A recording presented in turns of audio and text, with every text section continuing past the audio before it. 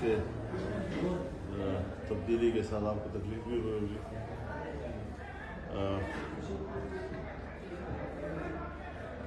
اس سال 8 فروری کو الیکشن ہوئے تھے. اس پر جمعیت علماء اسلام کا موقف بڑی وضاحت کے ساتھ سامنے آ گیا تھا کہ ہم نے ملک بھر میں اس الیکشن کے نتائج کو مسترد کر دیا تھا، اور جو موقف ہم نے اختیار کیا تھا وقت کے ساتھ ساتھ جو شواہد سامنے آ رہے ہیں وہ ہمارے موقف کی تصدیق کر رہے ہیں. پاکستان کی تاریخ میں ہمارا یہ خیال تھا کہ 2018 میں سب سے بڑی دھاندلی ہوئی ہے، لیکن 2024 نے تو اس کا بھی ریکارڈ توڑ دیا. اس حوالے سے جمعیت علماء اسلام کی مرکزی مجلس عاملہ نے ہر چند کے پارلیمنٹ میں جانے اور تحفظات کے ساتھ جانے کا فیصلہ کیا، لیکن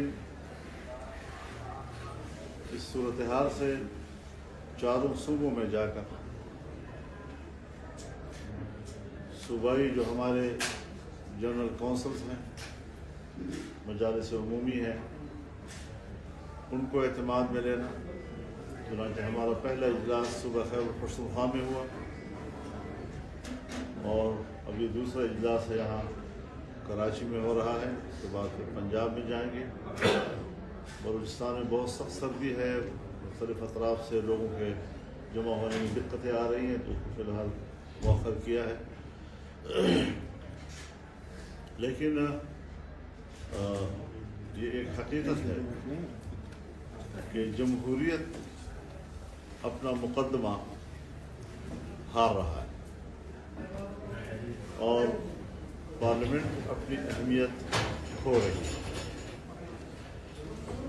اس صورتحال میں اب کیا کیا جائے؟ یہ پارلیمنٹ جس وقت ہم دیکھ رہے ہیں یہ عوام کی نمائندہ نہیں، یہ دھاندلی کی پیداوار ایک پارلیمنٹ ہے جس میں کچھ لوگ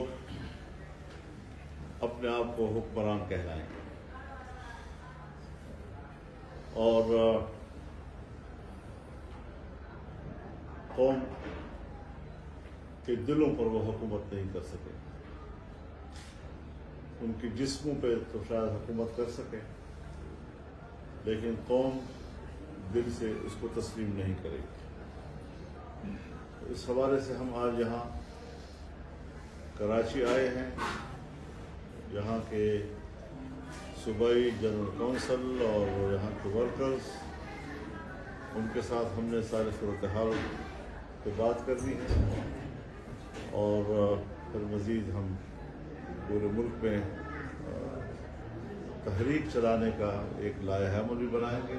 بھرپور تحریک ہوگی، عوامی قوت کے ساتھ ہوگی، اور وہ ملک کی سیاست کو تبدیل کرے گی، اس کا کایا پلٹے گی. اس طرح نہیں رہیں گے جس طرح کے ہم پہ مسلط کیے جا رہے ہیں. یہ حالات ہم نہ تسلیم کرتے ہیں، نہ اس کو ہم قبول کرتے ہیں. اس کے خلاف بھرپور عوامی رد عمل آئے گا، لیکن ہم اس کو منظم طریقے سے آگے بڑھانا چاہیں گے. مزید اگر آپ حضرات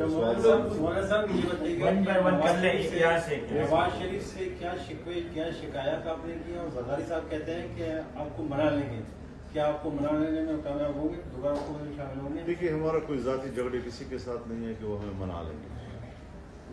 مسئلہ قوم کا ہے، مسئلہ عوام کا ہے. انہوں نے اقتدار کی کرسی کو شاید اپنی جاگیر سمجھ لیا ہے. وہ سمجھتے ہیں ہم پوری اسمبلی جو ہے وہ پیسے کی طاقت پر خرید لیتے ہیں. چنانچہ سندھ اسمبلی خریدی گئی ہے, بلوچستان اسمبلی خریدی گئی ہے, اور مختلف صوبوں میں انہوں نے جو پیسہ انویسٹ کیا ہے, پیسے کی بنیاد پر اگر ملک کی حکومت چلنی ہے اور اسمبلیاں خریدنی ہیں تو پھر ظاہر ہے کہ ہم تو فارغ ہیں.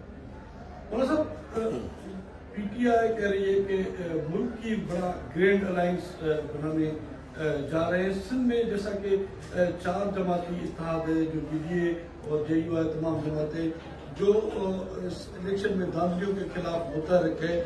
کل رات آپ کی ڈی ڈی اے کے رہنماؤں سے ملاقات ہوئی ہے. کیا سندھ میں اس جو احتجاج جاری ہے اس کو مزید وسیع تر بنایا جائے گا, اور گرینڈ الائنس جو بننے جا رہا ہے اس کے حوالے سے؟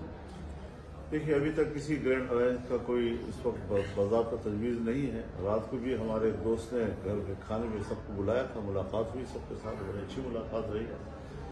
تو یہ ملاقاتیں ہونی چاہیے.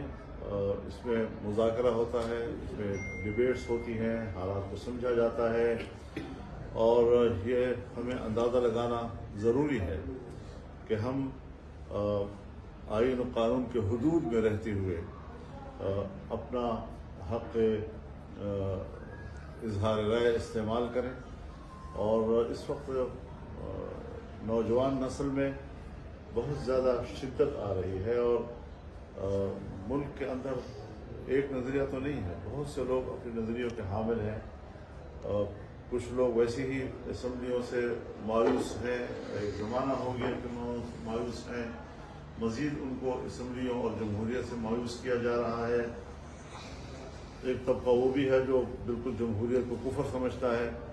ہم نے اس ماحول میں جمہوریت کے ساتھ کھڑے ہونے کا فیصلہ کیا. ہم نے آئین اور قانون کی روشنی میں جمہوریت کی تشریح کی اور لوگوں کو اس کی طرف آمادہ کیا. اس ساری قربانیوں کے باوجود کون ہے جو ہمارے اس حق پہ ڈاکہ ڈالتا ہے؟ ہم کوئی ڈاکہ تسلیم نہیں کرتے. ہم ڈاکہ ڈالنے کو مجرم سمجھتے ہیں. لاکھ دفعہ وہ اسٹیبلشمنٹ ہو, لاکھ دفعہ وہ فوج ہو, لاکھ دفعہ وہ مسلح قوت ہو, لیکن جبر کو جبر کہا جائے گا, اس کو کبھی عدل تسلیم نہیں کیا جا سکتا. حضرت یہ بتانے یہ کہا یہ جا رہا ہے کہ جس طرح سے پہلے عام لوگ بھی یہ کہتے ہیں کہ زرداری صاحب سے بھی آپ کی دوستی, میاں صاحب سے بھی آپ کی دوستی رہی ہے اور اب بھی ہے, تو اس وقت ایسے کون سی وہ چیز سامنے ہے کہ آپ اتنے ان سے دور ہوئے؟ دوسری یہ کہ کس کو سمجھتے ہیں کہ اسمبلیاں خریدنے کا آپ کن کو کہہ رہے ہیں, اور اصل ذمہ دار کون ہے جنہوں نے یہ سب کچھ کیا ہے؟ میں بڑی وضاحت کے ساتھ عرض کر دینا چاہتا ہوں جی کہ پیپلز پارٹی کو اور مسلم لیگ نون کو تقریباً وہی مینڈیٹ ملا ہے 2018 میں ملا تھا. پھر اس وقت دھاندلی کیوں تھی اور آج دھاندلی کیوں نہیں؟ پی ٹی آئی کو وہی تقریباً مینڈیٹ ملا ہے جو 2018 میں ملا تھا. اس وقت دھاندلی نہیں تھی, آج دھاندلی کیوں؟ دونوں سے سوال ہے. لیکن جمعیت علماء اپنے اصولی موقف پہ قائم ہے. دھاندلی 18 میں ہوئی ہے تب بھی دھاندلی ہے, دھاندلی 2024 میں ہوئی ہے تب بھی دھاندلی ہے. جہاں تک پارٹیوں کا تعلق ہے, ضرور سب دوست تشریف لائے ہیں, ان کے اکابرین تشریف لائے ہیں, ہم نے ان کو احترام دیا ہے. احترام کا رشتہ تو پہلے بھی رہا ہے, آئندہ بھی رہے گا. پی ٹی آئی کے وفود بھی آئے ہیں, ایک سے زیادہ مرتبہ وہ تشریف لائے ہیں, ہم نے ان کو بھی احترام دیا ہے, عزت دی ہے.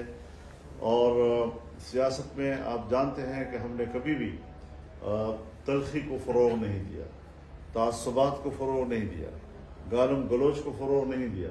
موقف لیا ہے, اتفاق رائے بھی کیا ہے, اختلاف رائے بھی کیا ہے, اعتدال کے ساتھ اور دلیل کے ساتھ کیا ہے. لیکن میں آپ کو اطمینان دلاتا ہوں کہ اب تک ہم اپنے موقف پہ قائم ہیں.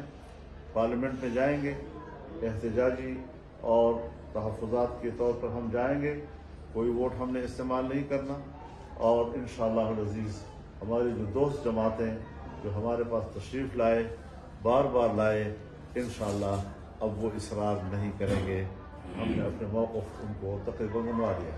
مولانا صاحب آپ پی ٹی ایم کی سربراہی کی اس زمانے میں آپ کی اس وقت کی فوجی قیادت سے ملاقاتیں بھی ہوئی, لیکن یہ کیسے ہو گیا کہ مسلم لیگ نون اور پیپلز پارٹی तो उनकी सारी सीटें मिल गई, लेकिन जिन सीटों पे आप समझते थे आपको उम्मीदवार दिखना चाहिए, न सिर्फ आप बल्कि मजहबी जमातों को इस इलेक्शन में बड़ा दूर परे रख दिया गया है। तो आप क्या समझते हैं इसके जिम्मेदार क्या वही कुव्वतें जो 2018 में जिन्होंने इलेक्शन? जी बिल्कुल, वही कुव्वतें जिम्मेदार हैं, ये बैन अवी दबाव में भी रहते हैं। एंड ऐसे हालात में जब मैं इसराइल के खिलाफ हमास की क़यादत से मिलने जाऊँगा तो बैन अवी सतह पर नाराजगियाँ तो पैदा होंगी। अमेरिका भी और यूरोप भी जो इसराइल के मज़ालिम की पुष्पनाही कर रहे हैं उनको तो तकलीफ होगी। अफगानिस्तान में शिकस्त खा चुके हैं, वहाँ इमारत इस्लामिया की हुकूमत है, हम पाकिस्तान और उनके ताल्लुकात को बेहतर बनाने के लिए गए, हमने उनके इस्तेहकाम की बात की और इसके इस्तेहकाम पाकिस्तान की ज़रूरत है, तो ज़ाहिर है कि उनकी नाराज़गी तो